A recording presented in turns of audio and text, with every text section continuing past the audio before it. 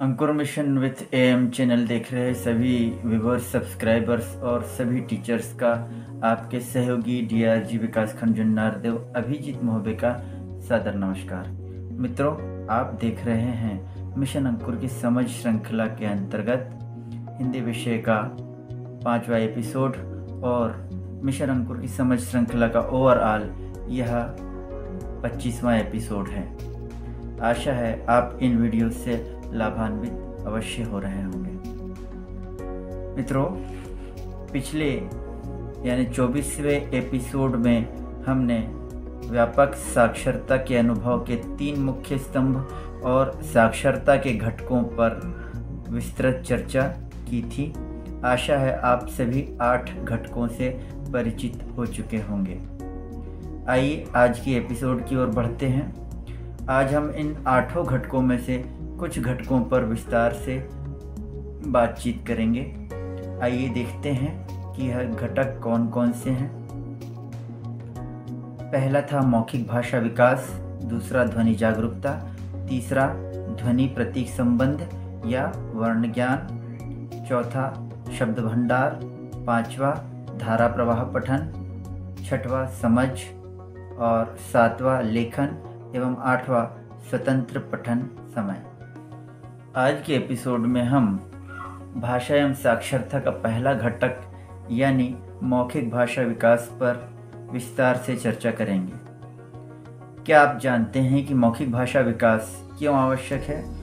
आप अपने उत्तर comment box में दे सकते हैं। आइए देखते हैं कि मौखिक भाषा का विकास क्यों आवश्यक है। देखिए, बच्चे जिस भाषा में सोचते, बोलते और सुनते हैं तो वे उसी भाषा में समझ के साथ पढ़ना लिखना सीख सकते हैं। अतः समझ के साथ पढ़ना लिखना सिखाने की प्रक्रिया में बच्चों की भाषा का उपयोग बेहद आवश्यक है।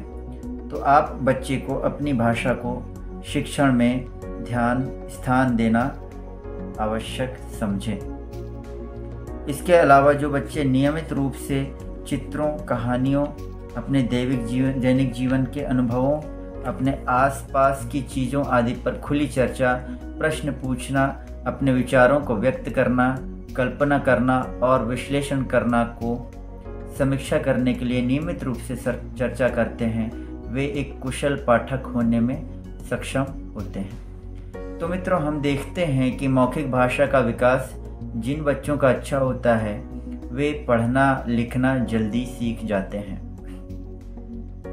आइए अब देखते हैं कि हम पाठ योजना में मौखिक भाषा का विकास किस प्रकार करेंगे। मित्रों, बच्चों की पाठ्यपुस्तक, अभ्यास पुस्तिका आदि में किस प्रकार मौखिक भाषा विकास की गतिविधियां होंगी आप स्क्रीन पर देख पा रहे होंगे। बच्चों की पाठ्यपुस्तक में कक्षा पहली में जो प्रथम पाठ है उसकी विषय वस्तु देखें। चित्र देखकर बोलना, परिवार पर बातचीत कर पाना, शाला, पेड़ पौधे, जानवरों, वस्तुओं की सामान्य जानकारी एवं भोजन, आवास, मनोरंजन, स्वच्छता को जान सकना, कविता कहानी को सुनकर बोलना, मौखिक अभिव्यक्ति कर पाना आदि। आप देख पा रहे होंगे कि बच्चों की पाठ्यपुस्तक और अभ्यास पुस्तिका में मौखिक भाषा विकास की कौन सी गतिविधियां होगी तथा हम उन्हें कैसे करवाएंगे। इसके लिए आवश्यक निर्देश आपको शिक्षक संदर्शिका और छात्र अभ्यास पुस्तिका दोनों में मिल जाएंगे। इसके अतिरिक्त मौखिक भाषा के विकास के लिए कौन कौन सी प्रमुख गतिविधियां कौन कौन सी हैं और हम इन्हें कैसे करवा सकते हैं, यह देखते हैं। पहली गतिविधि है विषयगत चित्र या अनुक्रमिक चित्र या कहानी पर चर्चा। आप एक चित्र स्क्रीन पर देख पा रहे होंगे। आप यह चित्र दिखाकर भी बच्चों से वार्तालाप कर सकते हैं।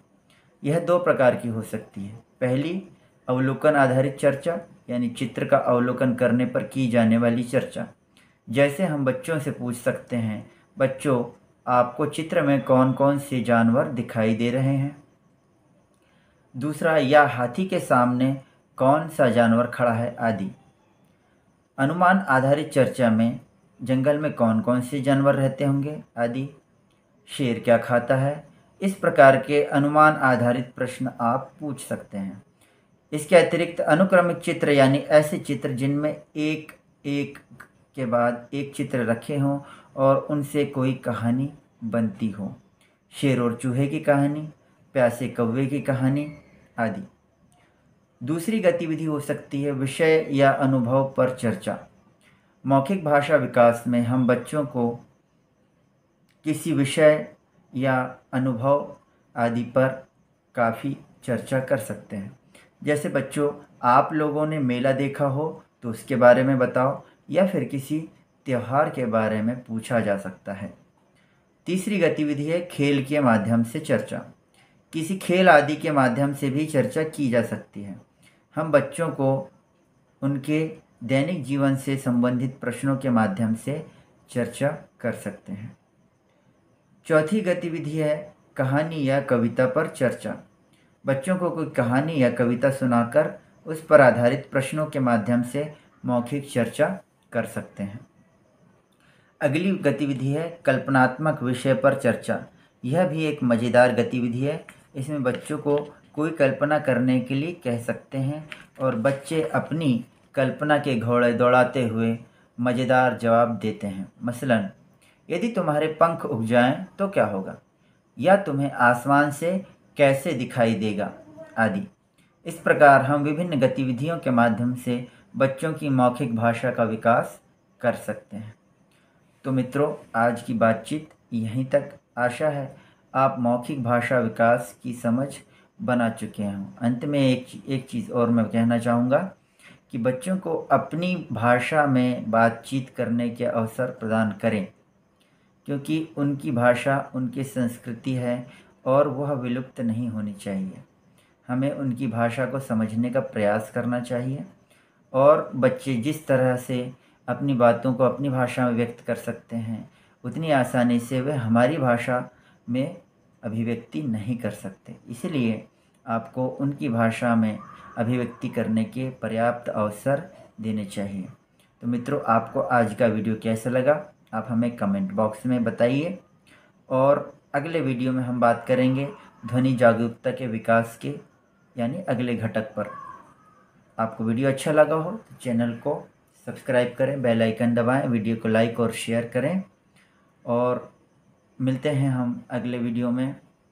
जय निपुण भारत, मिशन अंकुर जिंदाबाद, वंदे मातरम। आप सभी को नमस्कार।